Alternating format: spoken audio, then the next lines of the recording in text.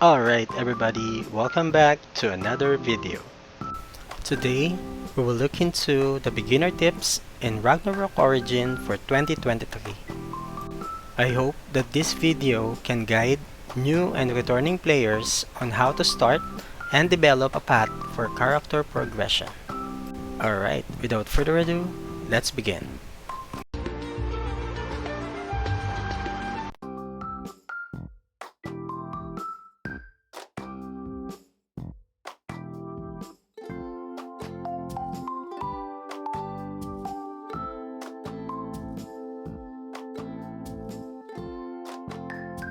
Upon creating a character, the first step in your Ragnarok journey is to complete the beginner tutorial quest. Every character created must complete the series of quests that will teach you the basic in-game functions.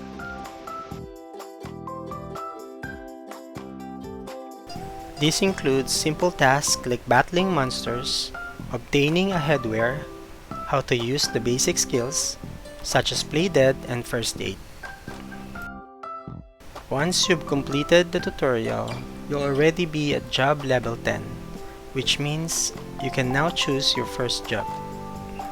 There are 6 basic classes that will be available to choose from, so I highly suggest choosing a job that you really want to play. I have videos in my channel that you can watch to have an idea about each job's gameplay and see which fits your playstyle and preference. Although, Ragnarok Origin offers job reset once you reach base level 70, in which you can choose a different class from the available options.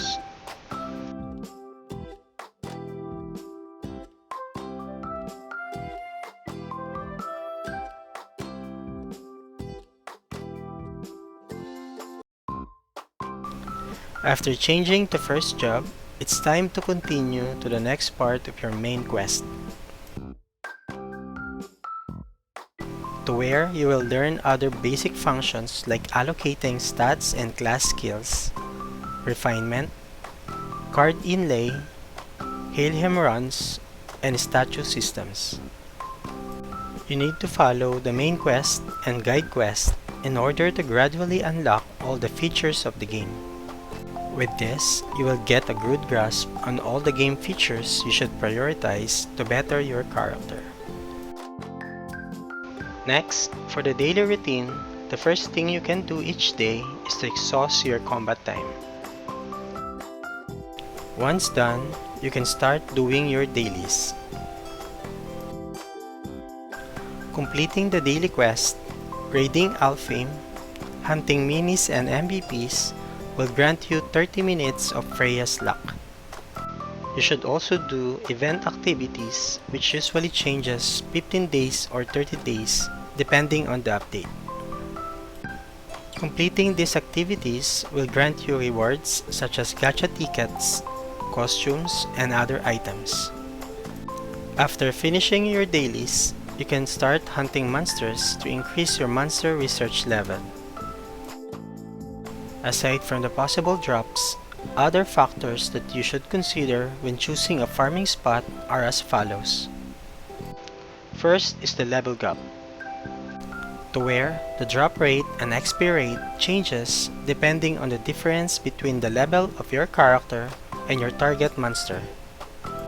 You will get 100% drop rate for items and experience if the level gap is 0 to 5, less than or equal to your current base level. Hence, for a level 60 character, the most efficient monsters to farm materials, cards, XP, and blueprints are those which are level 50 to 70. As the level gap increases, the drop rate becomes lower as shown in the chart. There is a damage adjustment when using a certain weapon against monsters of different sizes. For more information, you can refer to this chart. As an example, a bow-wielding archer will deal 100% damage to small and medium-sized monsters, but only 75% damage to large-sized monsters. Magic-based classes are not affected by weapon size damage penalty. Third, farming will only be efficient if you can one-hit kill your target monster.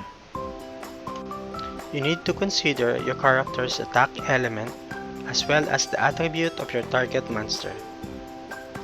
You will deal more damage if the element of your attacks has an advantage against the element of the monsters you're hitting. You can also deal additional damage when you have an advantage against the target's race. I have several guides on my channel that you can tweak and test those out in the field. Next, there are items that can boost your farming efficiency. The candy reduces your time spent on farming as it will consume your combat time and Freya's time 2 to 6 times faster. This will help reduce farming costs such as the buffs from food and potions, plant battles used by alchemists, or blue gem used by ME priest. Physical based classes may also use weapon converters and elemental scrolls to take advantage of the element restraints. Using cooked meals and potions will also boost your character's attack power. Meals can be bought from the shop or can be created by getting materials in fishing and gathering. And lastly, the monster spawn frequency and distribution. Some farming spots are better than the others due to the monster respawning faster upon getting killed. If monsters spawn close together, using AoE or splash damage skills would be more efficient. After exhausting your combat time, you will no longer receive XP, items, and cards. However, you will still be able to receive monster dolls and monster elements. Next, once your combat time is used up, you may spend time hunting boss monsters in the field to get rare materials, accessories, blueprints, and cards. All the MVPs has respawn timer, so check the list every now and then. Just try targeting low-level bosses at first until you have good gears. Next, if you consider spending money in the game, you may activate the monthly Kafra premium card. There are various quests that you can do on your leisure time. The main storyline quests are usually quite long, but they give out decent rewards such as base XP, job XP, and copper coins. Next, guide quests will unlock some of the game functions or features such as statue system.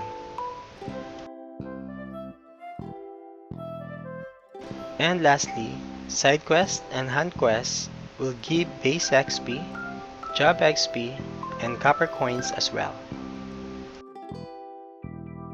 Up next, make sure to complete each weekly instances before the weekly reset, as these give out essential items for your characters such as Helheim Disturbance, Constellation Tower, Endless Tower, YGG Defense, and Guild Quest.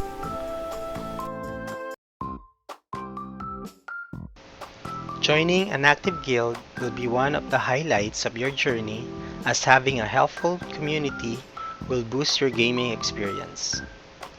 There are many newbie-friendly and casual guilds in the game that can help carry your character in difficult instances.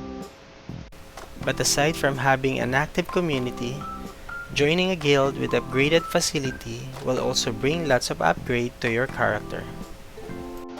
Completing your dailies every day and joining guild activities will grant you items, guild contributions, and guild tokens. And lastly, here are the lists of the other features that you need. First is the monster research. Hunting monsters while grinding or after exhausting your combat time gives you cumulative stats when you reach a certain level. Card album, wardrobe, and mounts on the other hand gives out stats when you acquire and store cards, mounts, or accessories. Although the stat bonuses granted on these features are quite small, it will eventually pile up. Just focus on the cheapest items first, and then work your way to the more expensive ones as you earn more in the latter part of the game. Next is the medal system, which gives a decent amount of stats, but you need to start it as soon as available. Next is the pet system. Class A pets are recommended in case you have a hard time obtaining Class S pets. Up next, Valkyrie feathers and statues. Materials can be acquired when joining guild activities. Up next, the mentor system. You can create multiple characters and make them your student. You can acquire free items, costumes, XP, and cards. And lastly, the title system. The guild leader will priority hitters and carry first.